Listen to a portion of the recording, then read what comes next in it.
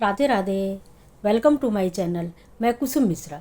आज के इस वीडियो में मैं आपसे कार्तिक मास के बारे में थोड़ी सी जानकारी आप सभी के बीच में शेयर करना चाहूँगी। इस महीने की क्या महिमा है, इसमें हमें किन नियमों का पालन करना चाहिए, किन नियमों से बचना चाहिए, क्या दान करना चाहिए, अथवा ये मास कब से प्रारंभ हो रहा है और कब तक है, और इसमें हमें क्या उद्यापन करना चाहिए, आदि से संबंधित जानकारी मैं अपने इसी वीडियो में आप सभी से शेयर करना चाहूँगी। तो प्लीज़ साथियों, अगर हमारा वीडियो थोड़ा भी आपको हेल्पफुल लगे तो हमारे वीडियो को लाइक करके शेयर कर दीजिए और कमेंट में राधे राधे अवश्य लिखिएगा।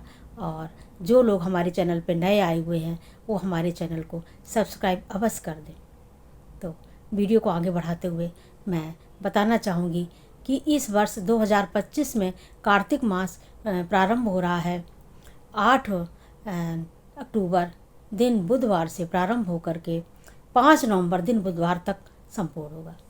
तो जो लोग इस मास के में नियमों का पालन करते हैं तो उन्हें क्या करना चाहिए और कब से प्रारंभ करना चाहिए। तो प्रिय मित्रों, जो लोग इस मास नियमों का पालन करना चाह रहे हैं तो उनका ये नियम पूर्णमासी से ही प्रारंभ हो जाएगा, जो कि इस वर्ष 2025 में 7 अक्टूबर को स्नान और दान की पूर्णमासी है। तो उस दिन से ही नियम प्रारंभ कर लेना चाहिए। और इसको नियम को पालन करते समय हमें किन नियमों का पालन करना चाहिए, क्योंकि इस महीने की बहुत महिमा है। पद्म पुराण में ब्रह्मा जी से नारद जी पूछते हैं कि ये महीना क्यों इतना पावन है। तो इसको बताते हुए आगे नारद जी से ब्रह्मा जी बोलते हैं कि ये महीना बहुत ही पावन है। जैसा कि नदियों में गंगा जी बहुत पवित्र हैं और त्रिदेवों में विष्णु भगवान बहुत पवित्र, उसी तरह से ये महीना कार्तिक मास अति पवित्र है। इसको दामोदर मास भी कहते हैं। और इस महीने में भगवान नारायण, जिनको कि कहते हैं नर मिस पानी और आड़ मिस घर, भगवान विष्णु जल में स्थान इनका निवास रहता है, इसलिए जल का बहुत अधिक महत्व होता है। तो इसलिए स्नान का बहुत अधिक महत्व होता है। जो लोग अपना पुण्य अपने बढ़ाना चाहते हैं तो उनको या कोई काम बहुत दिन से अटके पड़े हैं तो उनको इस बार मेरे कहने से अवश्य नियम ले लेना चाहिए और उनको अपने पुण्य बढ़ाने के लिए बहुत ही अधिक उनको इससे फ़ायदा मिलेगा। तो जैसा कि इसमें कहते हैं कि जो लोग इन नियमों का बहुत नियम से पालन करते हैं उसको देखने से ही महान पातकों के भी पाप नष्ट हो जाते हैं, इतना पुण्यदायी है। तो करना क्या है, हमें इस महीने सबसे पहले तो स्नान का नियम लेना चाहिए और नंबर 2 पे हमें तुलसी जी के पूजन करना चाहिए और दान करना चाहिए, आदि से संबंधित हमें सारे पुण्यदायी काम करने चाहिए। और जब हम स्नान का नियम लेंगे तो हम पूर्णमासी वाले दिन से प्रारंभ हो जाएंगे और तारों की छाया में स्नान में हम तारे मतलब बने रहें, सूर्योदय से काफ़ी पहले ही उठ के स्नान करना चाहिए और नॉर्मल पानी से। अब आप बोले कि अगर ठंड लग रही है, कोई ज़्यादा उम्र वाले हैं तो वो हल्का गुनगुना भी कर सकते हैं, पर नियम इसमें यही होता है। और जो लोग इसका नियम लेते हैं उनको तापना नहीं चाहिए। हालांकि इतनी ठंड नहीं पड़ रही है, पर अगर ठंड पड़ने भी लगे तो इसमें तापना मना होता है, वर्जित होता है। तो क्योंकि इसके पुण्य जो है कम हो जाते हैं फिर।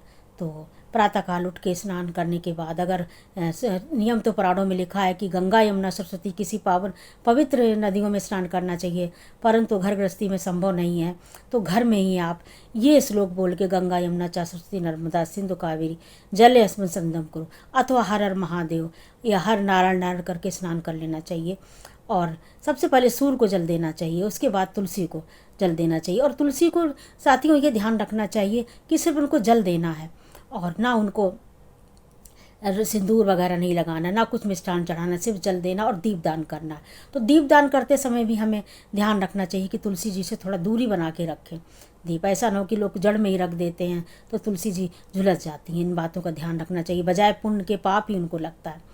तो जैसा कि पद्म पुराण में एक ये भी आता है लेख, अगर आपने कार्तिक महिमा की आपने अगर पुस्तक पढ़ी है, हर महीने पढ़ते हैं, तो उसमें भी उल्लेख है कि भगवान मधुसूदन सत्यभामा से कहते हैं कि तुमने पूर्व जन्म में किसी मंदिर में आपने झाड़ू लगाई है और दीपदान किया है, उस पुण्य के प्रभाव से तुम्हें आज पत्नी रूप में मैंने स्वीकार किया है। तो इसकी बहुत महिमा है। तो सबसे पहले तो संकल्प लेना चाहिए आपको। संकल्प में जल पुष्प और अक्षत लेके ये संकल्प लेना चाहिए कि हमें पूरा मास स्नान करना है तो हमें किन नियमों को पालन करना। अगर आपने व्रत रखा है तो फलाहार कर लिया है तो फलाहार का संकल्प लो, और आपने निराहार लिया है या अन्न खा के एक वक्त जैसा भी लो संकल्प लो। उसके बाद संकल्प लेने के बाद नंबर 2 पे आपको नियम ये लेना है कि हमें इस बार अभक्ष्य भोजन नहीं खाना है। प्याज लहसुन है और गाजर है, मूली है, शलजम है, दालें हैं, ये सब नहीं खाना चाहिए।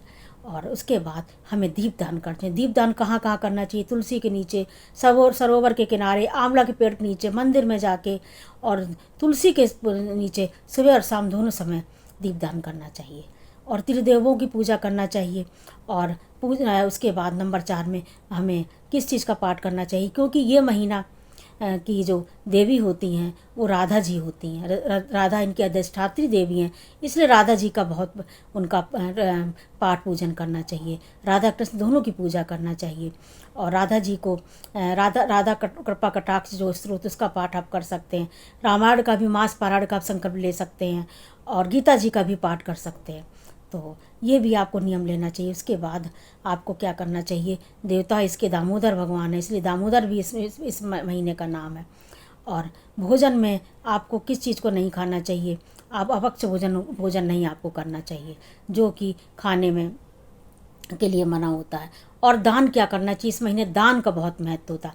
अन्नदान अवश्य करना चाहिए, अवश्य करना चाहिए अन्नदान। तो ये नियम थे तुलसी पूजन के। इस महीने में तुलसी जी का बहुत महत्व होता है, इसलिए अगर जो भी भगवान को भोग प्रदान करें तो तुलसी जी ज़रूर उसमें समर्पित करें। अगर कुछ ना भी कर पाएँ तो तुलसी जी को आप तुलसी पत्र अवश्य समर्पित करना चाहिए। तो इन सब बातों का अवश्य ध्यान रखना चाहिए।